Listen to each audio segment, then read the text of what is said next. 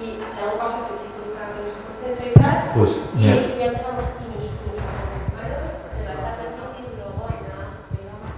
sí, ya sé, me estoy metiendo directamente contigo.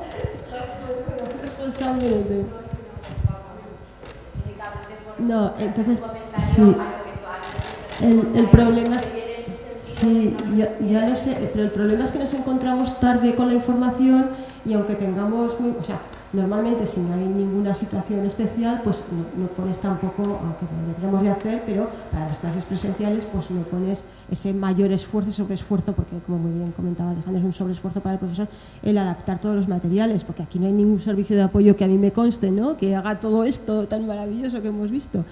Entonces, si además nos enteramos tarde, lo que está en nuestra mano tampoco lo podemos resolver o por lo menos paliar, ¿no? ¿Y pero cuál era? Pero decías que había un motivo para que ellos no se enteraran. ¿Puedes comentarlo?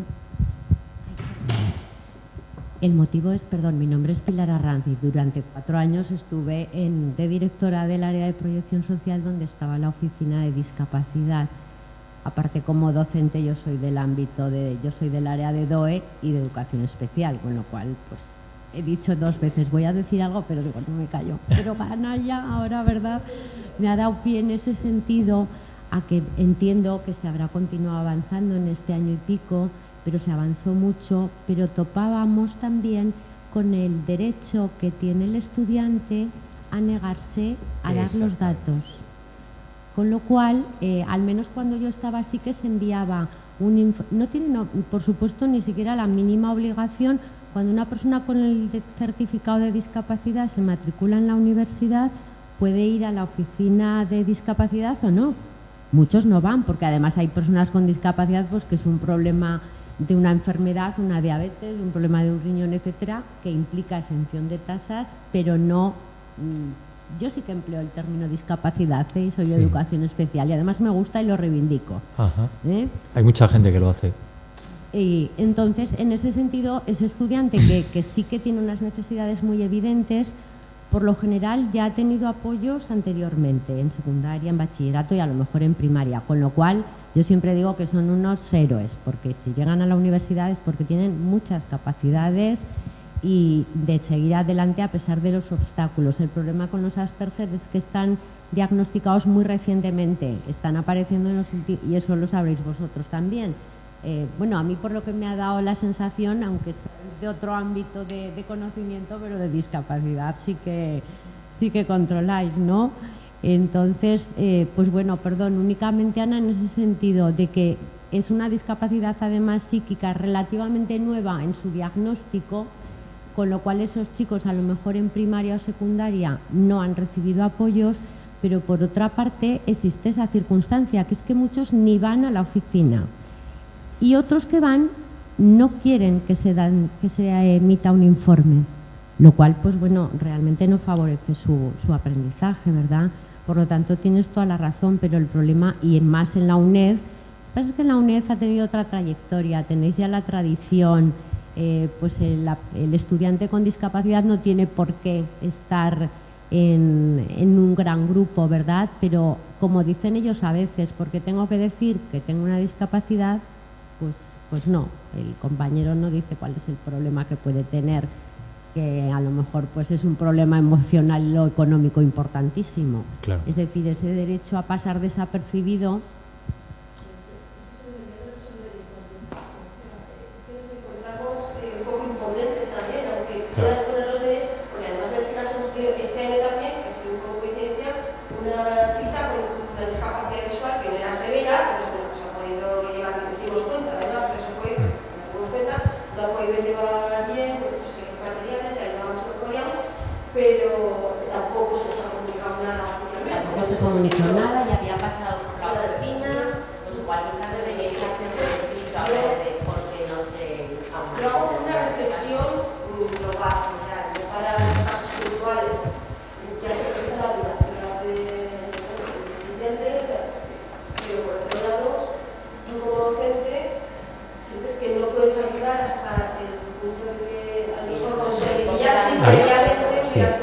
La tecnología, si pensáis un poco en las personas que están detrás del uso de la tecnología, sea cual sea su diversidad, no os podéis imaginar para algunas personas lo que ha supuesto, ¿vale?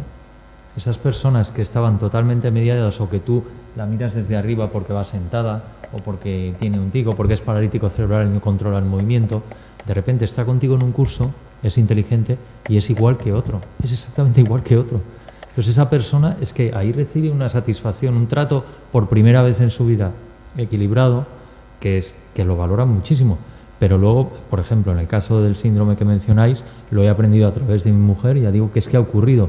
Y ayer, no, esta mañana, cuando venía para acá, porque me he acercado al tren, me decía, qué bien Jesús, qué bien, porque el chico este que te comenté, que su madre había hablado en el centro, es un centro de formación profesional, nadie sabe cómo tratar el problema, y lo único que le pidió a la madre es que le dieran más tiempo en el examen, le dejó toda la tarde, Irma estuvo allí corrigiendo toda la tarde, y ha sacado un 8,5. Y está encantada, y mi mujer también, porque en realidad está atendiendo una necesidad que es un problema que está detectado y sin embargo no ha fluido la información. Yo creo que el flujo de la información es un problema muchas veces. En primer lugar, yo entiendo lo que decís. En el proyecto Inforol se detectó que uno de los principales problemas que muchos estudiantes con discapacidad tienen es la relación con el grupo. Los problemas principales de comunicación se daban cuando una persona con discapacidad tenía que comunicarse con un grupo, como podría ser nuestra reunión donde hay una persona con discapacidad y tiene que comunicarse. Entonces no es nada raro que ocurran esos problemas. Otro tipo de problemas vienen con instituciones que nosotros habíamos detectado en el proyecto Inforol, donde no llega la información a los docentes por unos motivos o por otros. Pero en algunos casos se daba la situación en que no estaba procedimentado, o sea, no había una recepción del estudiante, una valoración de las necesidades y una notificación a los docentes. Puede que no sea vuestro caso, pero hay universidades donde se ocurre, ¿verdad? Que el docente ahí está totalmente perdido, porque aunque quiera, no sabe que tiene un alumno con una necesidad especial. Y por otra parte, el tema de la planificación a la hora de preparar. Si se da el caso de que podemos adaptar nuestras asignaturas, necesitamos tiempo para ello. Eso no podemos hacerlo con un estudiante de nuevo ingreso a la universidad, pero con un estudiante que ya está en nuestra institución y que va pasando de curso, sí.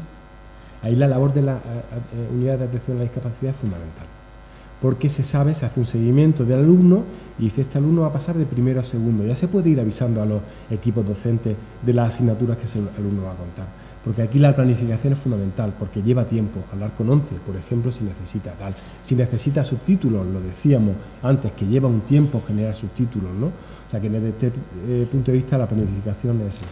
Lo que pasa es que en UNED todo es más transparente, pensadlo, ¿no? Nosotros tenemos a veces miles de alumnos y no me tienen por qué decir que fulanito tiene una discapacidad, no. Simplemente que está detectado que en mi curso se necesitan materiales de esta forma, o que mi examen se tiene que adaptar. Es decir, para el profesor es un tratamiento del material, de la forma de organizar el curso, de algo muy concreto. El que lo disfruta, pues lo disfruta. También en Inforol se valoró hasta qué punto se preguntó a los estudiantes sobre estos aspectos éticos del tratamiento confidencial de la información. En general, a los estudiantes no les importaba que información sobre su discapacidad se enviara a los profesionales. Solo a los profesionales. Por supuesto a los profesionales y para resolverle, no para que le venda un lector de pantalla, lógicamente. O sea, para atenderle, en general, puede haber excepciones, pero yo diría que como política de universidad yo no me andaría ahí con chiquita. Quiero decir, si un alumno llega a un servicio de atención a la discapacidad y pide adaptaciones, yo creo que la universidad está totalmente legitimada para hablar con el profesor y si no es necesario darle identidad al alumno, pues perfecto. Pero si es necesario, en general, bueno, hay que establecer la norma para que ni los profesionales del servicio de atención a la discapacidad ni el profesor actúen de una forma que no esté respaldada, ¿no? Pero yo creo que es una buena política de universidad, ¿no? Hasta luego. Gracias.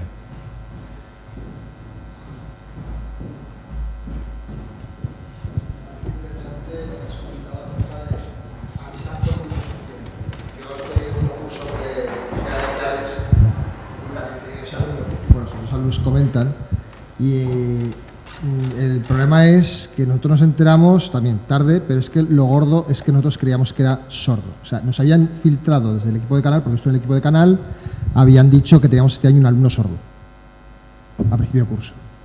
Nosotros no detectamos ningún alumno sordo, nadie que pide ninguna adaptación especial, pues dijimos, pues un alumno típico que se ha matriculado en veterinaria concretamente y ha decidido dejarlo y cambiarse a otra carrera porque lo han admitido en medicina, enfermería, algo similar. Con lo cual, cuando nos lo dijeron, tanto mi compañera de asignatura como yo, empezamos a plantearnos, subtitulamos vídeos que tenemos para la asignatura, las prácticas con ordenador, incorporamos una webcam para que nos enfoque a la boca y pueda leernos a vez que le damos la explicación en la pantalla en las prácticas, hacemos un sistema de doble pantalla para que nos vea la cara a la vez que le explicamos en el ordenador. O sea, nosotros, a pesar de estar en primero, nos planteamos una serie de medidas para adoptar. Nuestra sorpresa es que no era sordo. El problema es que es un Asperger. Entonces ya las consignas que son de adaptación son que le demos más tiempo en el examen. Nos han dicho otra cosa. Lo que has estado mencionando, no sé si lo que tendría que hacer esto o aquello o lo de más allá. Si os fijáis en el estándar y en el formulario que rellenaba el alumno, le preguntaban si era sordo, si era ciego. No, le preguntaban qué necesidades tenía.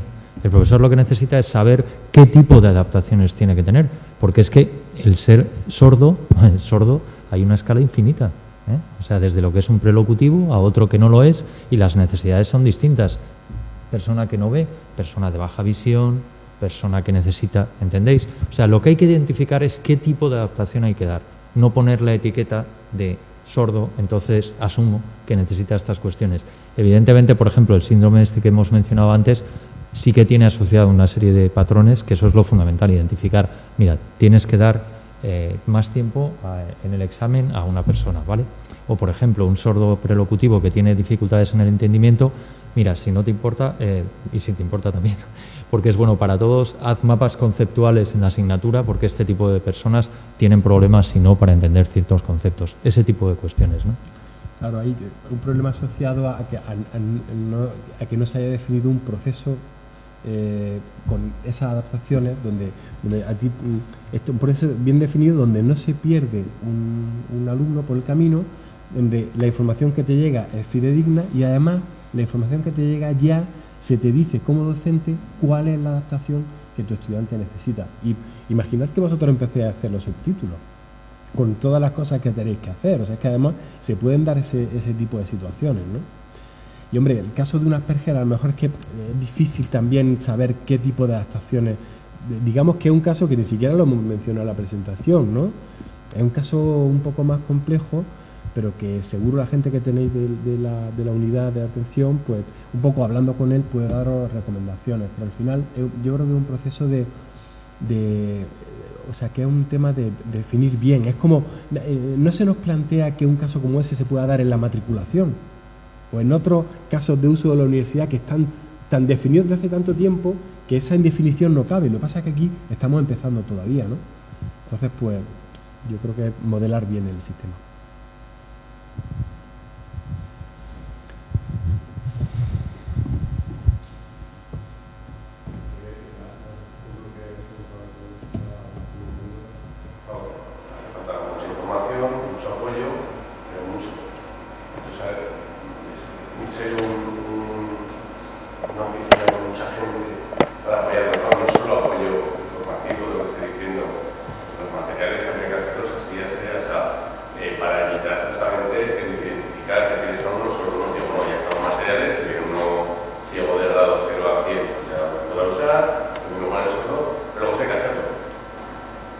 Desde mi punto de vista es que vamos, insisto, en dónde estamos y hacia dónde vamos, ¿no? Si os fijáis, la UNED, claro, está mediada por tecnología desde el principio y parece que vamos delante y por eso no hemos tenido más remedio que afrontar una serie de retos. Pero si nos damos cuenta que cada vez más vuestros alumnos vienen menos a clase, ¿vale? Interactúan más de otras maneras y pueden venir a clase para cuestiones puntuales, o para sesiones de trabajo, ¿no? Interactivo. Pero un planteamiento distinto de lo que es la clase de hoy en día. Entonces tú como profesor tendrás que generar materiales, tendrás que generar servicios y tendrá la universidad, sin lugar a duda, que estandarizar cómo lo hace. No ya estas cuestiones que estamos hablando aquí, todo el desarrollo educativo. Entonces yo creo que es un proceso paulatino en el cual hay que incorporar naturalmente las cuestiones de diversidad. Pero yo creo que es algo que nos está afectando y cada vez nos va a afectar más. Yo creo que empezar es poco a poco. O sea, ¿por dónde hay que empezar? Pues yo creo que hay que empezar caso a caso y, o sea, yo creo que depende mucho de cuánto tiempo lleve la institución tratando la accesibilidad y a qué cosas te comprometas. Yo diría que en principio hay que empezar por saber, es como un diagnóstico y un plan de acción, ¿no? ¿Qué tenemos que empezar? Tenemos que empezar a saber cuántos alumnos tenemos con discapacidad en nuestra universidad. Eso es fundamental. Hay universidades en España que no lo saben. Luego, habrá que empezar por lo básico. ¿Qué materiales necesitan? Y lo que ocurre es que parece como un mundo, pero la realidad es que te vas a encontrar con caso a caso. El primer año pues vas a tener un estudiante ciego. Hablarás con la ONCE. La ONCE tiene, por suerte, son el caso de alumnos que tienen un apoyo institucional, de instituciones externas a la universidad más potente, ¿no? Bueno, puede ser un buen caso porque te van a dar libros en braille o libros DAISY, te van a recomendar cómo son las adaptaciones. O sea que yo creo que parece un mundo, pero luego lo que hay que tener es, lo que no cabe duda es que hay que profesionalizar la unidad de atención a la discapacidad. Y tiene que haber gente que conozca las adaptaciones, tanto desde el punto de vista tecnológico como pedagógico, con los alumnos, al menos una persona. Y esa persona empezará poco a poco a trabajar, pero la profesionalización es fundamental. Y ha dicho Alejandro al final algo que me permite introducir una cuestión fundamental, ¿vale? Porque yo comprendo la perspectiva de vuestras universidades y la nuestra. Estamos hablando en el 2014, ¿de acuerdo? Y la unidad empezó en la UNED en el 2000.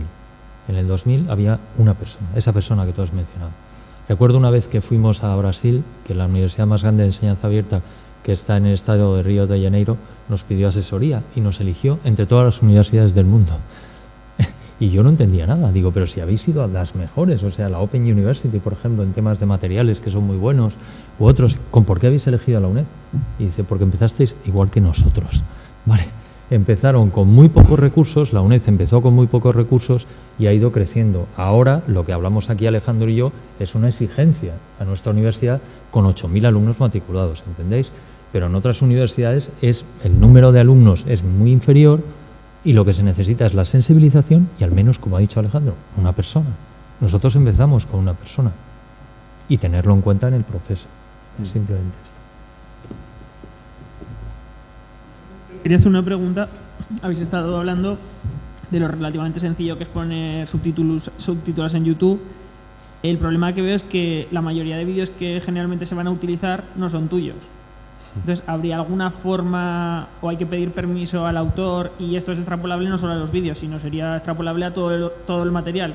A veces no reside en la misma persona la capacidad que tenemos. O sea, igual nos puede interesar transformar un material que vemos en Internet, nos puede interesar eso, nosotros hacerlo accesible. El problema es que legalmente no creo que sea muy sencillo, a no ser que nos pongamos en contacto con el autor y él nos dé permiso. Si nos podéis hablar un poco de... Sí, realmente cuando ocurre eso, a YouTube ya sabéis por lo que va, o sea que cada vez van a ser mejores esas transcripciones, sin lugar a duda, porque tienen interés económico en ello, ¿eh? Con lo cual, eso hacia el futuro, bien.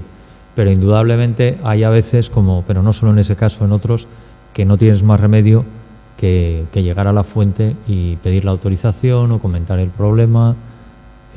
Sí, es un tema abierto. Pero yo no creo que sea, o sea, legalmente no creo que haya ningún problema en añadir subtítulos a un vídeo de YouTube y se puede hacer. Mirad, aquí hay un software que se llama Amara y que es un software en red, es amara.org. Este es un software que estuvo financiado inicialmente por los proyectos de investigación de Mozilla. Aquí tú puedes subtitular cualquier vídeo de YouTube aunque no sea tuyo. O sea, simplemente tú eliges un vídeo y tiene Sí. Claro, yo es que creo que el que ha dicho que se pueda no es que puedas. Bueno, es que tú no estás... Bueno, yo...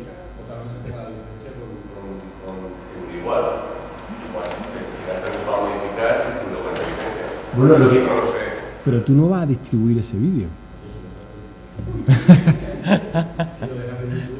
No, si es que el vídeo ya está en YouTube. pero es que el subtítulo, vamos a ver, el subtítulo es un objeto electrónico independiente del vídeo.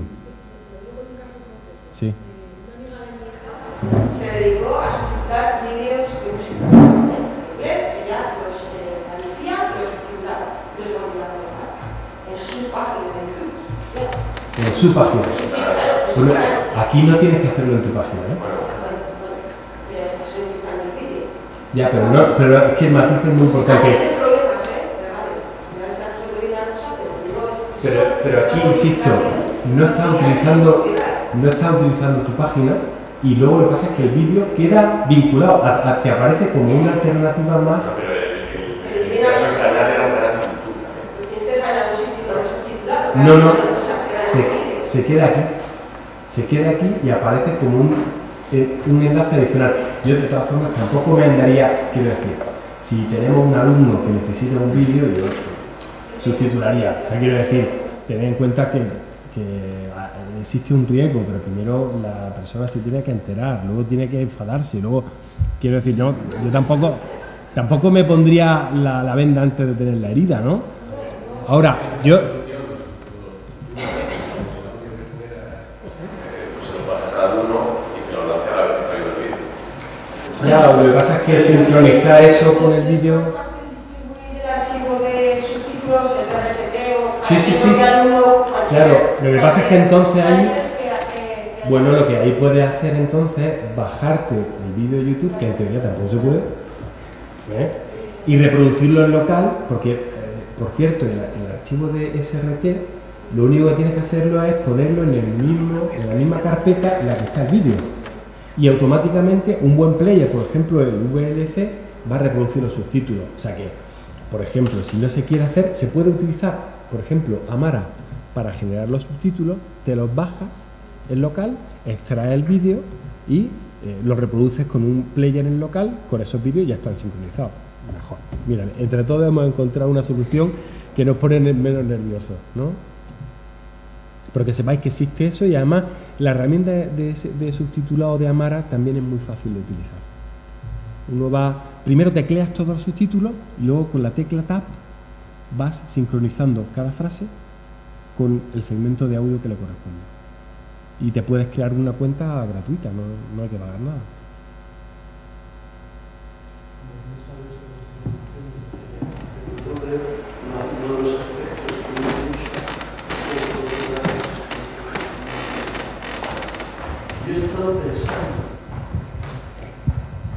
Yo estaba pensando que lo que hablaba esta mañana, decir, yo no sé por qué no nos dieron el premio a nosotros, ¿no? ¿Por qué me dieron el premio a mí? Y luego estuve pensando, cuando estaba haciendo las evaluaciones de este año, hombre, yo me molesté en poner en cada una de las imágenes que tenía la dirección, la autoría, tal, y por supuesto en todos los sitios de todo aquello que estaba detrás del Commons. A lo mejor esa es una de las razones. Sí. Hombre, y la accesibilidad tiene muchas implicaciones con los derechos de autor. O sea, no es este el único caso. Este que mencionas me parece un buen caso y hay más. Yo creo que ahí, en general, la ley tiende a estar del lado de las personas con discapacidad, ¿no? Por ejemplo, la ONCE puede escanear un libro y nadie les puede perseguir por ello, porque el objetivo es, por ejemplo, pasar ese libro a braille o generar un archivo de voz asociado a ese libro. O sea, hay cosas que se permiten, ¿no? Ya, habrá que estudiarlo con más detenimiento, sobre todo si se quiere hacer una política de universidad a este respecto. Por supuesto, la universidad tiene que estudiarlo bien para no entrar en ningún conflicto, pero ahí yo creo que la legislación está más bien del lado de la accesibilidad. Por suerte, ya eso nos faltaba. Tienen un intercambio con los ciegos de otros países, con las sociedades de ciegos, y sí que les pasan mucho material, por ejemplo, narrativa, música, en el otro idioma, y gratuitamente, incluso luego nos lo pasan a nosotros. Tenemos una serie de audiolibros y libros de lectura, sobre todo, completamente gratuitos, que se pasan de Francia, de Italia y que llegan aquí. Y ellos sí que lo utilizan, por ejemplo, y varios materiales. Muy bien, muchas gracias. Y además esas redes, un poco de colaboración entre alumnos funcionan muy bien, de intercambio de información. Ahí no pondría el alumno la mano en el fuego porque todo fuera muy legal, pero funciona. Pero bueno, yo tampoco me preocupo mucho eso, ¿no?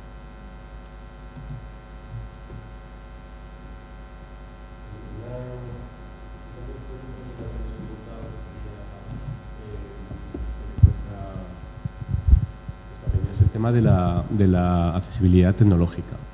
Más allá de la accesibilidad para discapacidades físicas o psíquicas, claro, yo entiendo que es muy complicado, ¿no? Pero el tema cuando tú generas unos materiales que sean accesibles desde cualquier plataforma, ya habéis comentado antes que en otras plataformas cumplen los estándares para que sean accesibles los contenidos, y luego los formatos, claro, porque no en todos los dispositivos, y más ahora con el tema de dispositivos móviles y smartphone, también para smartphone, pues que los contenidos sean accesibles también tecnológicamente, ¿no?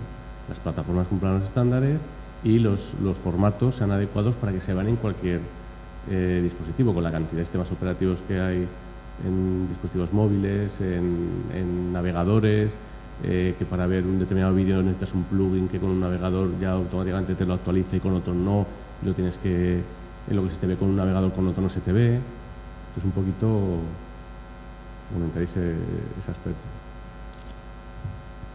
Digamos que desde mi punto de vista es un tema que tiene que ver también con la propia evolución de la tecnología, ¿vale?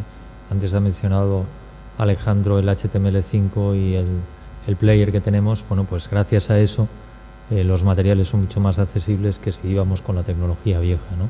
Entonces digamos que es un proceso, una evolución natural, y lo que sí que el docente tiene que tener claro son las pautas para que su material sea en fuente accesible.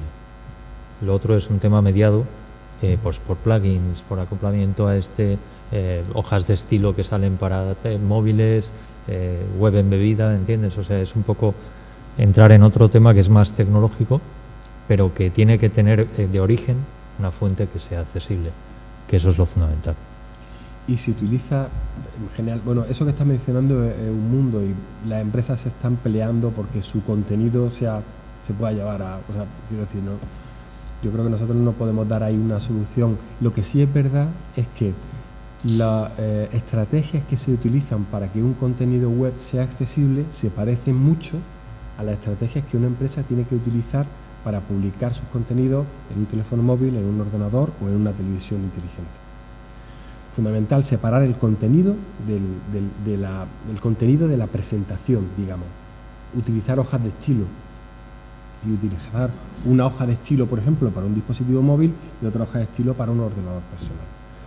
Y esas tecnologías son las recomendadas por el Consorcio de la Web para la accesibilidad. O sea, lo que pasa es que la visión que yo estoy dando es muy simplista, pero la base, yo estoy seguro que es mucho más fácil transformar una web desde su versión laptop o de su versión ordenador a una versión teléfono móvil, si de origen ya es accesible, que si no lo es.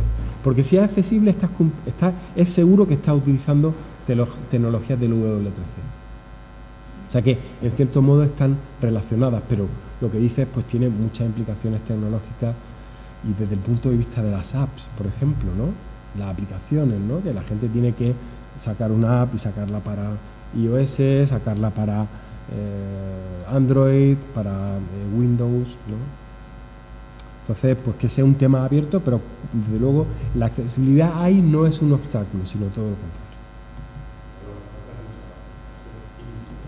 contrario. Sí, y muy buenas estrategias de ingeniería de sistemas de información. O sea, muy buenas estrategias de eso, de separar contenido y presentación, hojas de estilo, y muy buenos diseñadores para mejorar la usabilidad de los sistemas, ¿no? Ahora que decía lo de los formatos, yo creo que no deberíamos olvidar daros esta referencia. Si ponéis en Google Word accesibilidad UNED, os saldrá una guía de accesibilidad de documentos electrónicos que se ha publicado recientemente por la UNED y que es una guía abierta que podéis utilizar perfectamente para asegurar que vuestros documentos de Word son accesibles.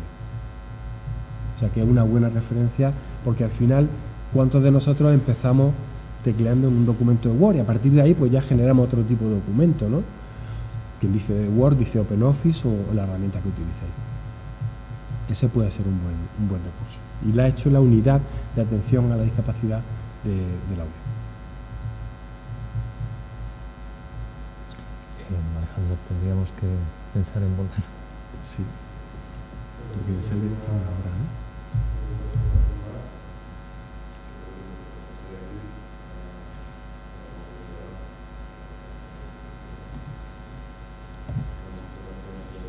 A vosotros, sin lugar a dudas.